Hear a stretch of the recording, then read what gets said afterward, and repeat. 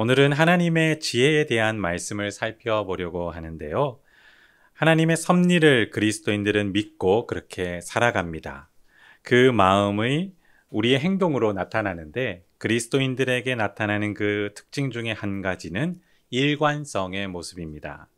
이 일관성이라는 것은 여러 가지 선택과 결정에 있어서 기준과 방향이 근거가 있다라는 것을 설명할 수 있는데요.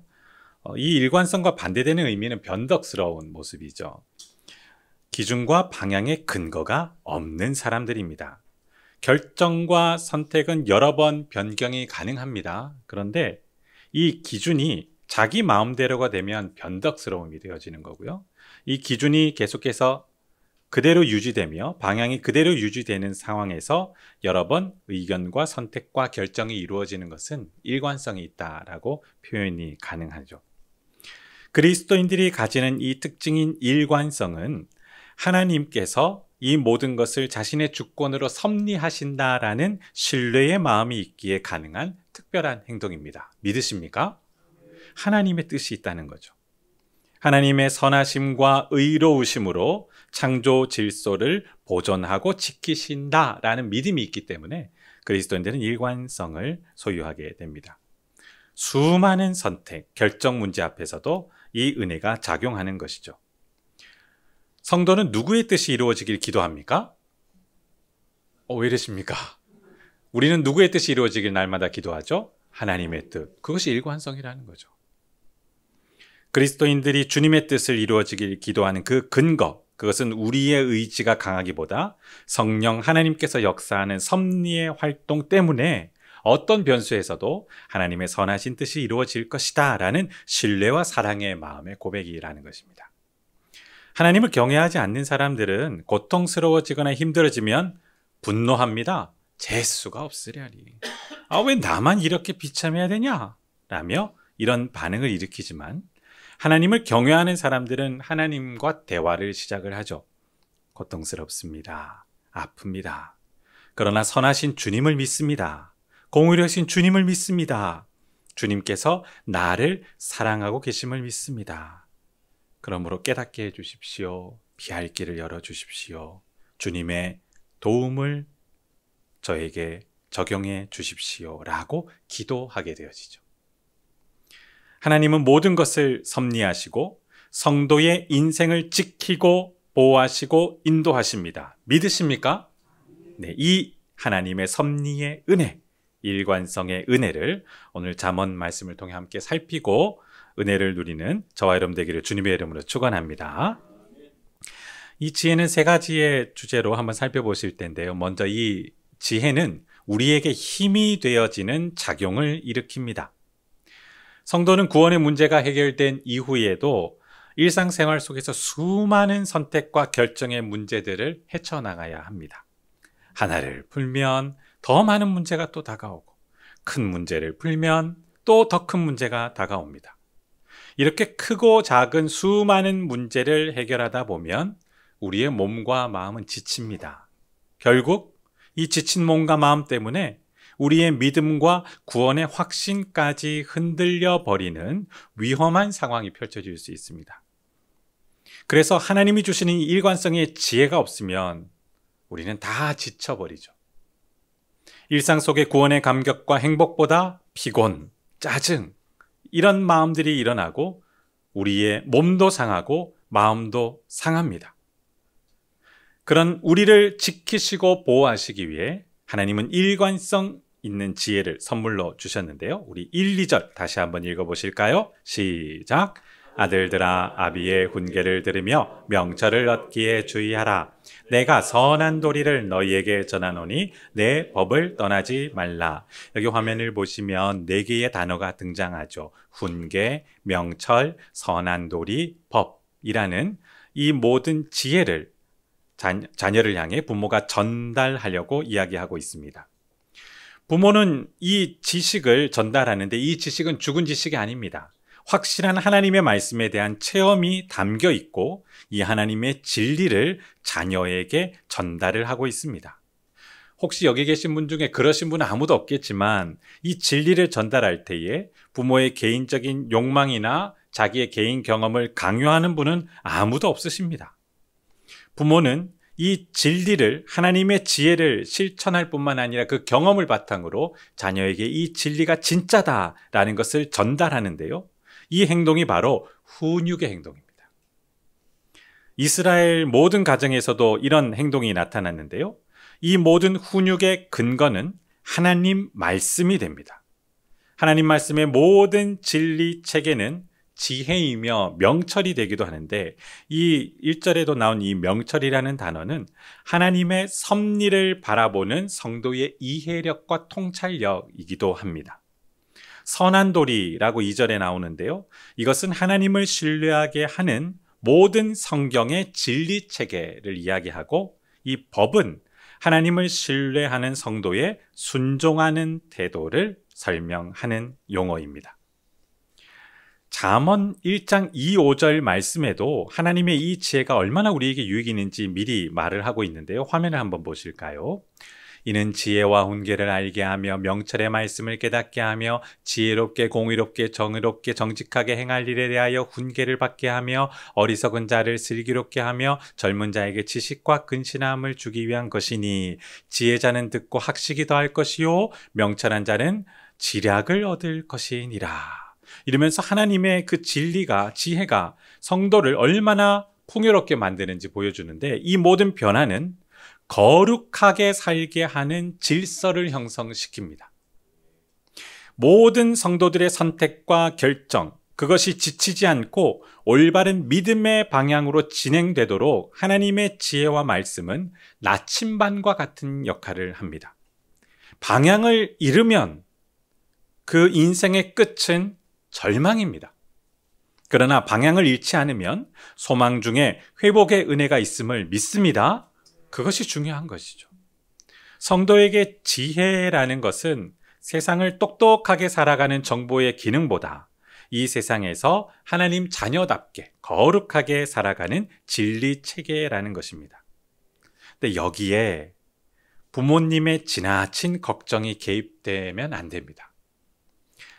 참 인간의 그 죄성이 우리의 마음에 지나치게 걱정하게 하는데요.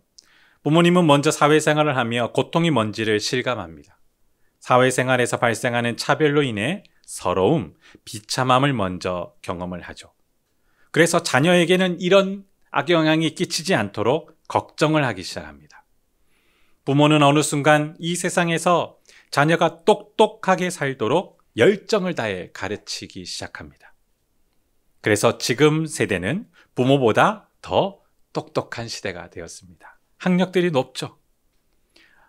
어느 시대보다 부모보다 똑똑한 시대가 되었는데 안타깝게도 거룩함은 더 낮아진 시대가 되었습니다.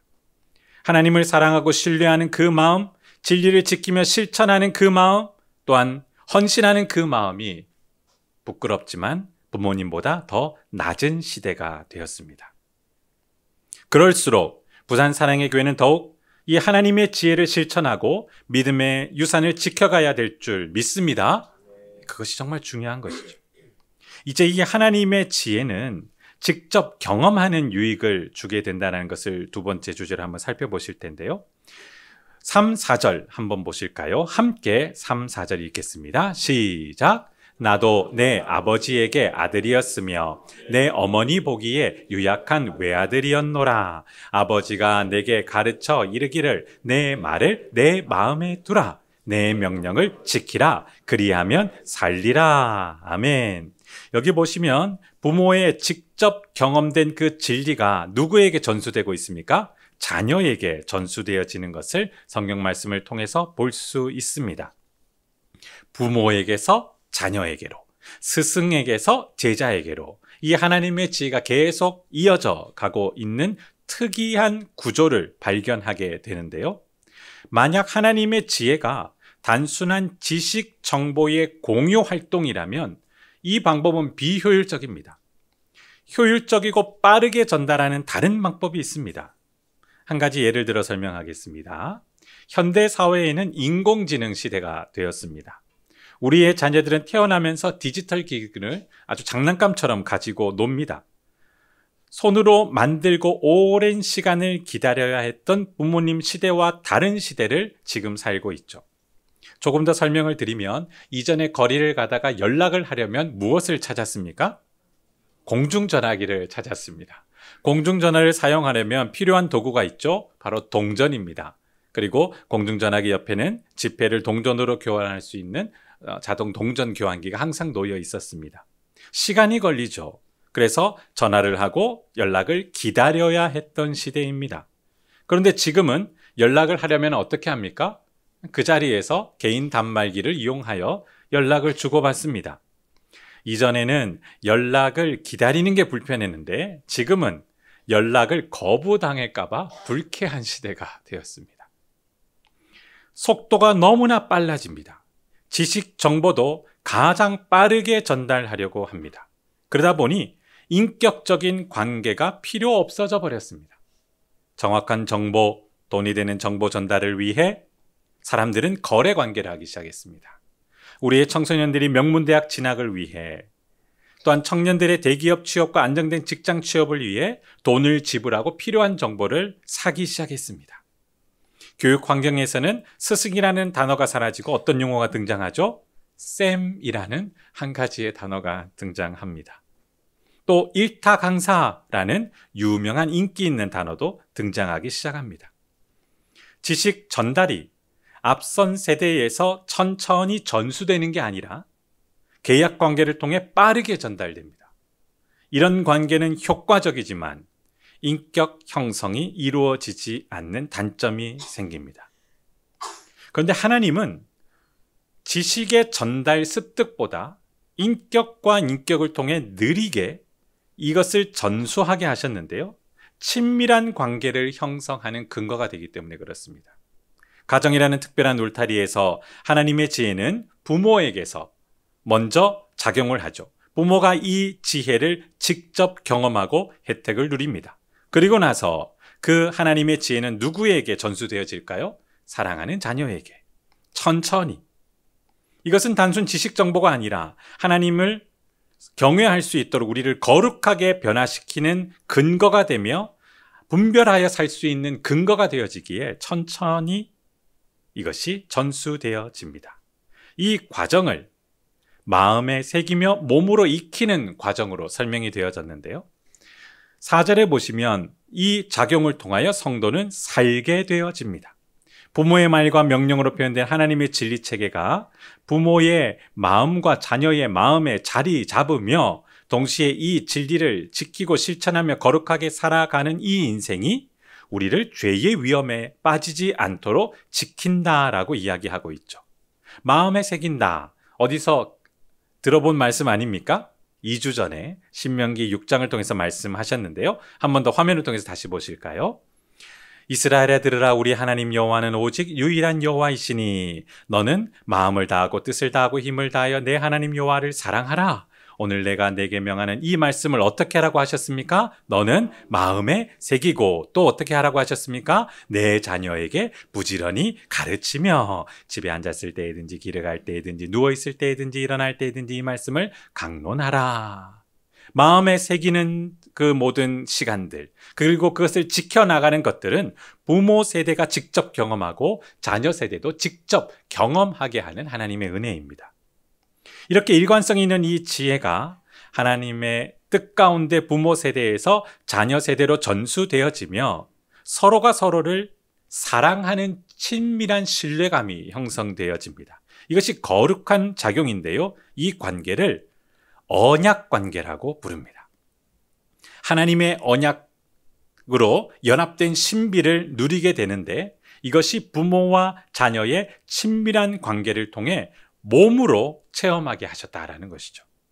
3절 말씀에도 그것을 설명하고 있는데요. 이것을 이야기하는 이 부모는 이 지혜를 누구로부터 배웠다고 이야기합니까? 그의 조부모로부터 사랑과 돌봄을 받는 시기를 통하여 전수받았다. 그리고 그분들의 소중하게 여겨주는 그 사랑으로 자신이 하나님의 정체성이라는 것을 깨달았을 뿐만 아니라 이제 그것을 누구에게 전달합니까? 그의 자녀에게 전달하는 것이죠. 거기 3절에 보시면 유약한 단어가 있는데 이게 약해 빠진이란 뜻이 아니라 수용성을 얘기합니다. 부모로부터 이 지혜를 수용하는 존재로서의 자녀를 이야기하고 있고요. 그의 사랑과 돌봄을 수용했죠. 그리고 외아들이라는 표현은 정말 소중한 사랑스러운 존재, 다른 것과 바꿀 수 없는 사랑스러운 신분이라는 것을 표현하며 그가 얼마나 부모로부터 사랑을 받고 하나님의 지혜를 전수받았는지를 고백하고 그것을 또다시 자녀에게 전달하고 있습니다. 인격과 인격의 관계를 통하여 전수되는 이 은혜의 신비. 자, 우리가 자녀들을 키울 때 보통 성인이 될 때까지 몇 년이 걸립니까? 네, 20년은 키워야 비로소 어른이 되어지죠. 이 시간이 불필요한 시간입니까? 당연한 시간입니까? 어떻게 그렇게 생각하십니까? 비용이 얼마나 듭니까? 그 비용 당연한 비용입니까? 낭비입니까? 그게 신비라니까요. 그게 신비입니다. 부모와 자녀 사이는 유전적인 관계를 뛰어넘어 하나님의 언약 관계로 맺어져서 특별한 사이가 되죠. 사랑으로 서로를 헌신으로 수용합니다. 부모는 자녀를 향해 하나님의 법을 잘 전달하는 사랑의 헌신으로, 자녀는 그 하나님의 법을 소중하게 받아들이는 수용의 헌신으로 서로를 존중하고 사랑하는 친밀한 관계가 되죠. 이것이 부모 세대와 자녀 세대가 모두 경험하게 되는 하나님의 지혜의 신비입니다. 이제 마지막 세 번째 이 지혜에 담긴 은혜를 바라볼 텐데요. 이 지혜에는 신앙 고백이 담겨 있습니다. 부모가 자녀에게 오랜 시간 동안 하나님의 지혜를 전수하다 보면 이 고백에 자신의 신앙 고백이 함께 담겨 전수되어집니다. 일반적으로 부모는 오랜 연륜을 통해 경험과 지식을 쌓게 되고 그 경험과 지식은 자녀에게 참 필요한 도움이 되어집니다. 부모가 세상을 살면서 먼저 경험한 크고 작은 일들, 이것을 전달하면 자녀는 부모의 어깨 위에서 인생을 살 수 있기 때문에 많은 부분이 절약될 수 있죠. 그래서 부모보다 더 많은 시간을 자녀들이 앞으로 살아가야 되는데, 그러므로 먼저 경험한 이 부모의 지식은 매우 유용하고 또 위기에서 자녀를 지킬 수 있는 여러 정보들이 될 수 있기도 합니다. 그런 맨 땅에 헤딩하며 배워가는 것보다 부모의 그 모든 지혜를 활용해서 살아가는 것이 더 유익하죠. 그래서 이 하나님의 지혜와 가치를 먼저 경험한 부모는 자녀에게 이 지혜를 어떻게 전수하는지 아십니까? 단호하게 전달을 합니다. 5절, 6절 말씀 한번 보실까요? 함께 다시 읽겠습니다. 시작. 지혜를 얻으며 명철을 얻으라. 내 입의 말을 잊지 말며 어기지 말라. 지혜를 버리지 말라. 그가 너를 보호하리라. 그를 사랑하라. 그가 너를 지키리라. 얻으라, 잊지 말라, 어기지 말라, 버리지 말라, 사랑하라. 단호하고 간절한 부모의 외침입니다. 왜냐하면 부모가 전달하는 이 지혜는 단순 정보 지식이 아니지 않습니까? 하나님의 그 놀라운 지혜, 진심을 거부해서도 안 되고 하나님을 사랑하도록, 신뢰하도록 진심을 다해 전달하고 있는 것이죠. 이 세상에 돈으로 살 수 없는 큰 가치들이 있습니다. 맞습니까? 그리스도인들은 누구보다 그것을 합니다. 돈으로 살 수 있는 많은 것도 있지만 돈으로 결코 살 수 없는 것들이 있습니다. 죄로부터의 구원, 하나님과 연합되는 신비한 은혜, 하나님 자녀로 거룩해지는 현상, 돈으로 결코 살 수 없는 것들이죠. 그럼에도 사람들은 여전히 큰 돈이 있으면 자기 의도대로 할 수 있다고 생각합니다. 맞습니다. 돈이 있으면 많은 일들이 가능합니다. 타인의 시간, 노동력도 구입할 수 있고요. 마음과 관심을 받을 수도 있고 심지어 사람의 목숨까지 돈으로 얻을 수 있습니다. 그런데 돈이 사라지면 이 거래 관계는 어떻게 될까요? 중단됩니다. 더 이상 유효하지 않습니다. 그러나 하나님의 언약 관계로 맺어진 우리에게는 은혜로 얻게 되는 많은 유익들이 있는데 하나님의 은혜가 결코 사라지지도 중단되지 않기에 이것은 우리에게 확실하게 적용될 줄 믿습니다. 구원, 돈으로 살 수 없습니다. 예수님께서 자신의 생명값을 치르고 우리에게 선물로 주셨습니다. 그리고 영원히 함께 하신다라는 이 진리를 가르치고 하나님의 사랑은 결코 멈추지 않습니다. 끝까지 사랑하시는 하나님과의 연합, 결코 제외되지 않습니다. 이 진리 때문에 언약 관계 속에서 우리는 많은 유익을 지금도 영원히 누리게 되는 것이죠. 하나님은 우리를 지키고 보호하는 분이십니다. 정말 믿으십니까? 그래서 보호자라는 용어를 사용하죠. 부모는 자녀에게 보호자입니다. 자, 자녀를 지키고 보호하기 위해 부모는 무엇까지 내어놓을 수 있을까요? 주저하시는군요. 사랑하는 자녀를 위해 부모는 무엇까지 내어놓습니까? 네. 그래서 전 생애를 내어주고, 전 재산을 내어주고, 마음을 다 내어주죠. 물론 사람과 사람의 관계에서 죄인의 불완전함 때문에 이 진심이 있음에도 불구하고 부모 자식 간에 상처를 줄 때가 많습니다. 저도 불완전합니다. 늘 부끄럽습니다. 자녀들이 늘 얘기하죠. 아빠는 50이 다 됐는데도 왜 그 모양이냐고. 네, 불안합니다. 그러나 부모는 자녀에게 보호자입니다. 모든 것을 주는 사람입니다. 하나님께서 그렇게 하셨기 때문에 그 책임을 다하려는 것이죠. 자녀를 사랑하는 모든 부모님에게 다시 한번 질문 드립니다. 이 세상에서 이것 한 가지는 반드시 지켜야 한다라는 항목을 유언으로 남긴다면 무엇을 유언으로 남기시겠습니까? 부모의 말 한마디에 자녀가 살 수도 있고 죽을 수도 있습니다. 하나님 경외하지 못하면 자녀의 인생은 상상하기도 끔찍할 만큼 비참해질 수 있습니다. 하나님 경외할 때라야 자녀는 살 수 있습니다. 부모가 천년만년 자녀를 보호할 수 있을까요? 부모는 점점 나이가 들어가면 몸이 힘이 빠지는데요. 우리가 우리 자녀를 끝까지 사랑하고 지킬 수 있을까요? 결국 지키지 못합니다. 누가 지키십니까? 하나님이 지키십니다. 하나님이 함께할 때 자녀의 인생은 안전할 수 있습니다. 수많은 변화 속에서 바른 선택과 바른 결정을 해야 되는데 하나님 경외하는 자녀는 지혜로 분별할 수 있지만 하나님 경외하지 않는 자녀는 그 지혜가 없어 분별하지 못하고 수많은 선택을 하다 결국 여기가 아닌가 보다라고 절망할 수 있게 되어질 수 있는 것이죠. 물론 지금 시대 부모가 존중받지 못합니다. 그럼에도 부모는 자녀에게 진리를 전수해야 합니다. 이것이 부모다운 모습임을 믿습니다. 앞서 말씀드렸잖아요. 저도 자녀한테 많은 무시를 당한다고. 제가 부족하기 때문에 그렇습니다. 요즘 친구 같은 부모가 인기 있는 것처럼 여겨지는데요. 자녀에게 부모가 친구가 되면 그 자녀는 부모의 자리가 비게 되는 효과가 나타납니다. 더 심각해지는 것이죠. 어른에게는 어른다운 울림이 있습니다. 어른으로서의 행동, 어른으로서의 말에서 상대방의 마음을 움직이는 울림이 있습니다. 저도 참 이 울림이 없어서 걱정인데요. 부모다운 울림, 어른다운 울림이란 도대체 무엇일까요? 성경의 진리를 이야기할 때 이 어른다운 부모다운 울림이 있다는 것을 믿습니다. 그러니까 여기에 주의하셔야 돼요. 자꾸 자기의 욕심, 탐욕 이것을 섞으시면 안 돼요. 진리만을 얘기하셔야 되죠. 교회에서 주변을 돌아보면 많은 존경받는 분들이 계시는데요. 이런 울림이 있는 분들이 계십니다. 별 말씀을 하지 않습니다. 그런데 그 한마디 한마디에 마음을 울리는 어른으로서의 진실한 울림을 가지고 계신 분들이 계시죠. 그래서 저절로 고개가 숙여지고 존경의 행동을 표현하게 됩니다. 우리는 하나님을 경외하는 사람들입니다.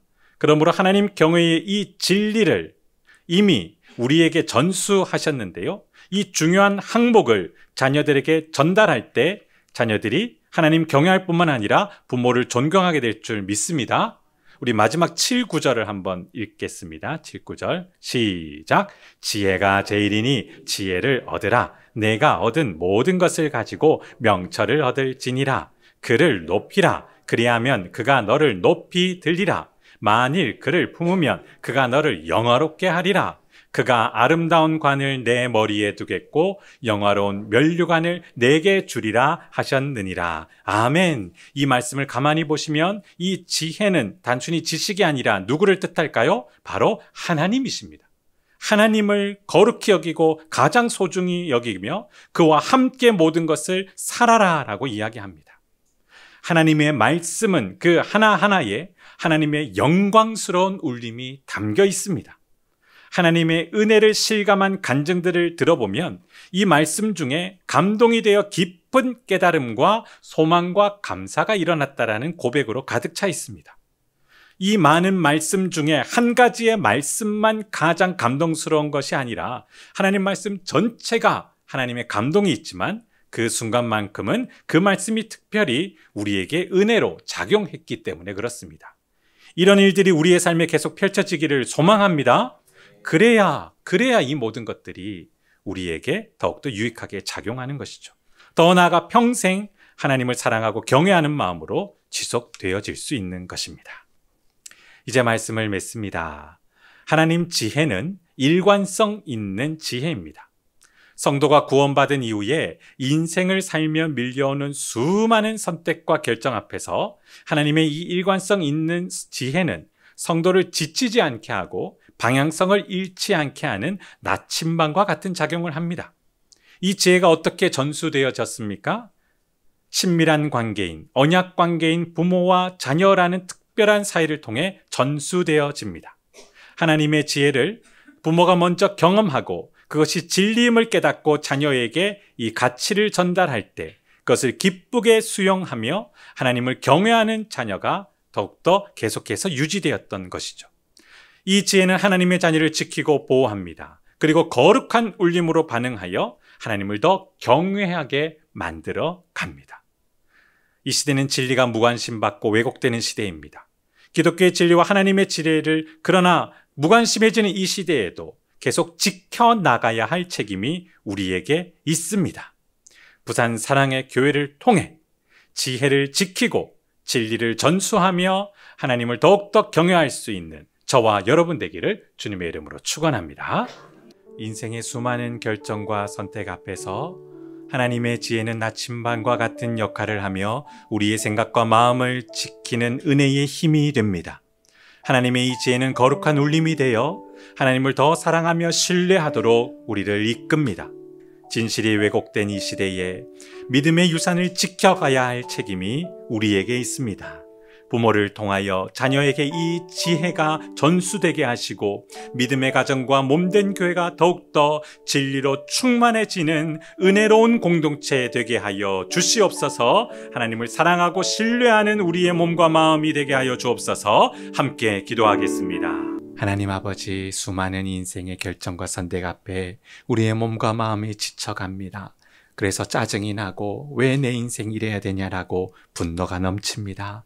이런 우리의 마음을 주께서 지켜주실 줄 믿습니다. 나침반이 되는 지혜의 말씀, 우리의 마음을 울리는 그 영광스러운 경외의 말씀들이 우리를 살리는 작용이 있게 하여 주옵소서. 또한 우리의 믿음의 자녀 세대와도 동행하여 주셔서 하나님을 경외하는 다음 세대 되게 하시고 하나님을 모르는 다른 세대 되지 않도록 지키실 줄 믿습니다. 그러므로 우리의 연료하신 부모님의 건강을 지켜주셔서 이 믿음의 유산이 더 많이 이어지게 하시고 우리의 자녀들에게 수용성의 마음을 주셔서 기쁘게 받아들이게 하여 주시고 믿음의 가정, 교회가 든든히 서게 하옵소서. 감사드리며 예수님 이름으로 기도드립니다. 아멘. 지금은 우리 주 예수 그리스도의 은혜와 하나님의 사랑과 성령의 교통하심이 하나님의 지혜를 지키고 전수하며 믿음의 유산을 이어가길 원하는 믿음의 가정 몸된 교회 위에 지금부터 영원까지 함께 있을지어다. 아멘.